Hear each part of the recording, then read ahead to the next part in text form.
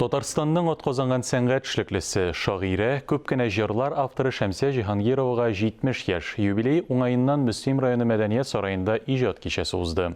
Әлеге чарадан хәбәрчебез Мөршидә Җиһанның махсус репортажы. Бар җиһанга сүрән салыр идем.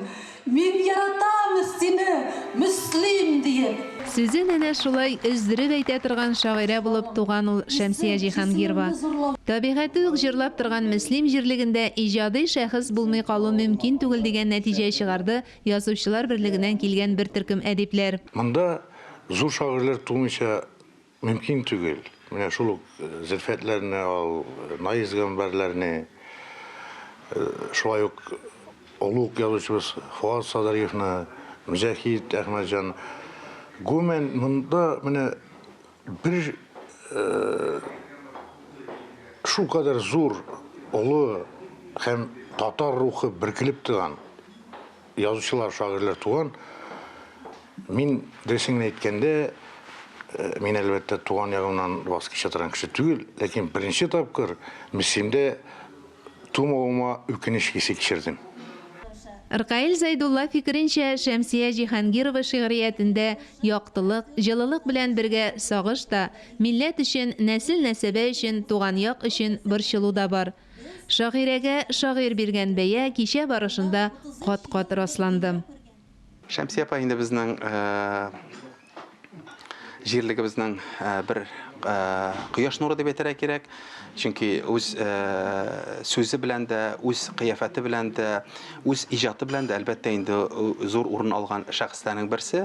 Шуңа без аны белән горурланабыз, без аны яратабыз һәм инде аның белән бергә киләчәк тормышыбыз бергә күрәбез.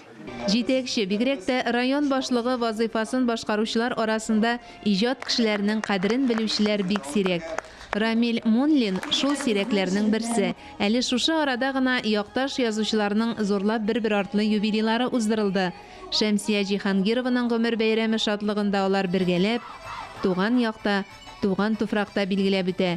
Бәйрәм итүчеләр арасында да барысы да якын үз кеше. Шуңа да һәр кайсы сәхнә түренә чыгып, үз сүзен әйтергә ашкынып тора.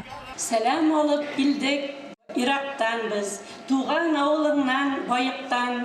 Байык авылы мөслимлеләр өчен Шәмсия апа туган өчен генә түгел, ә гомумән үзенчәлекле авыл.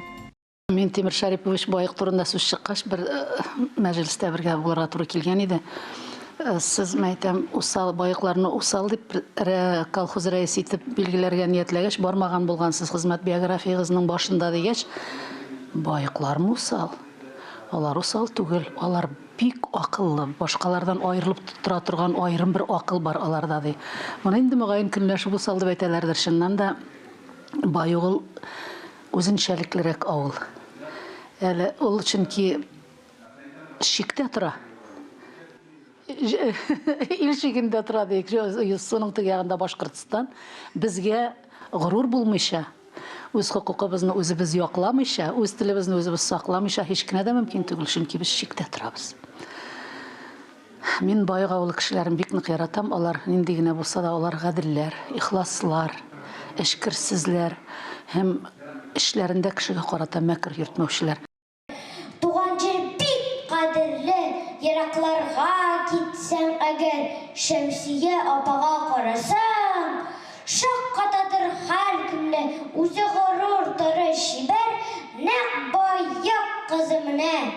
Байыкның һәр яктан үрнәк булуын әдәбиятта авыл профессоры Фуат ага Садриев та җипләде. Урманда бүтән әйберләр бар. Җәннәтләр дә бар, бөҗәкләр дә бар, кошлар да бар. Анда исләр дә бар, анда төсләр дә бар, ошанлыклар да бар. Менә Байык кешеләренә шушы төрлелек сеңгән. Шәмсиянең поэзиясе менә шуңлас бар. Туган авылы Байыкка әти-әнисенә багышланган шигырьләрен һәр кем үз авылын күзаллап, үз әти-әнисен хәтерләп, йылы-йылы укый. Шәмсия ханымның да нәкъ шул шигырьләрен тыңлаганда күңеле тулды. Нинди генә көчле күренергә тырышсаң да, тормыш булгач күңел тулган чаклар да була шул. Мин дә әнкәм кебек тезеп, салайдым киндер учмаларын, ашамый да йоклап китә идем. Өйгә кайткач, көнне буе арып. Шәмсия Җиһангированың кызы булу белән мин бик бәхетле дип башлады сүзен Гөлназ Җиһангирова сәхнәгә чыккач. Аннары бер-бер артлы әнисенең шигырьләрен укыды. Сикереп кенә атланыр да иде. Атлары шул аппак буз түгел. Кем беләндер бергә булу әле, ялгыз булмау дигән сүз түгел. Булса булсын атның тик ак күзе. Башка төсләр безгә тик түгел. Кем беләндер бергә булмау әле, ялгыз булу дигән сүз түгел. Шәмсия апаның шигырьләрендә аклыкка, яктылыкка омтылуы җисеменә генә түгел, исеменә дә бәйле. Әнинең иҗаты чыннан да елата торганда, көлдерә торганда һич кемне битараф калдыра алмый әнинең шигърияте, чөнки ул бөтен кичерешләрен шигъри юлларына сала.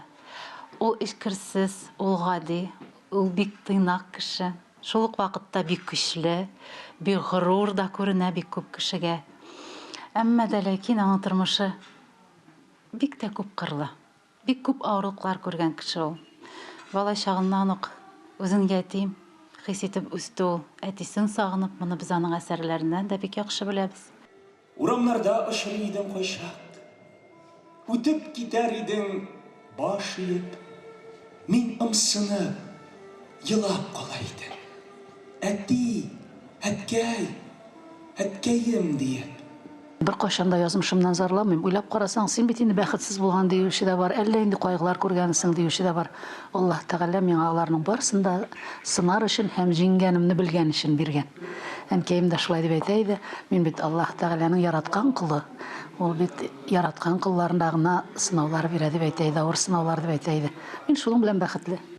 Иҗат кичәсендә әниле кызлы Җиһангировалар якташларына өр-яңа җырларда бүләк итте.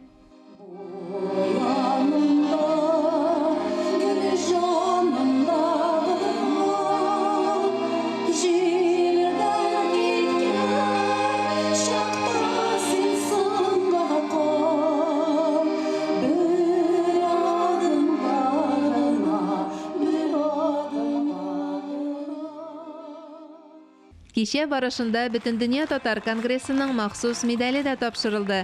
Шәмсия апаның әнисе туган авылыннан килүчеләрнең чыгышы да яшьлек, балачак хатирәләрен яңартты. Кем генә чыгыш ясамасын, Шәмсия апаның шагыйрә булудан тышта талантлары күп булуын җиткерде. Мәктәп елларында олимпиадаларда катнашуында оста тегүче икәнлеген дә белдек. Университет сабакташы Марсель Галиевның шәхси чәч тарашы да булган икән Шәмсия ханым. Аның бик күп һөнәрләре булып чыкты. Мен белмәгән идем башта. Әкрен генә ачылды. Син дип башы парик махрлар ала белмисең, баш катлау булды. Ни үзем алып күрсәтәм чәчәне. Алды, гаҗәп, минем баш бүтән яктан ачылып китте. Мәгълүм булганча, Шәмсия Җиһангированың җырлары да шактый. Ихлас бәйрәм дә җыр белән башланган иде, җыр белән тәмамланды.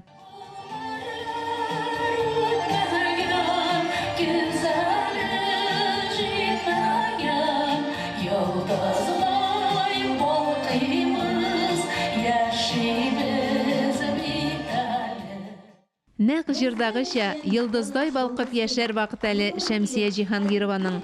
Аягүрә алкышлаган якташлары шулай юрады. Мөршидә Җиһан, Ирек Хәмидуллин, Татарстан яңалыклары.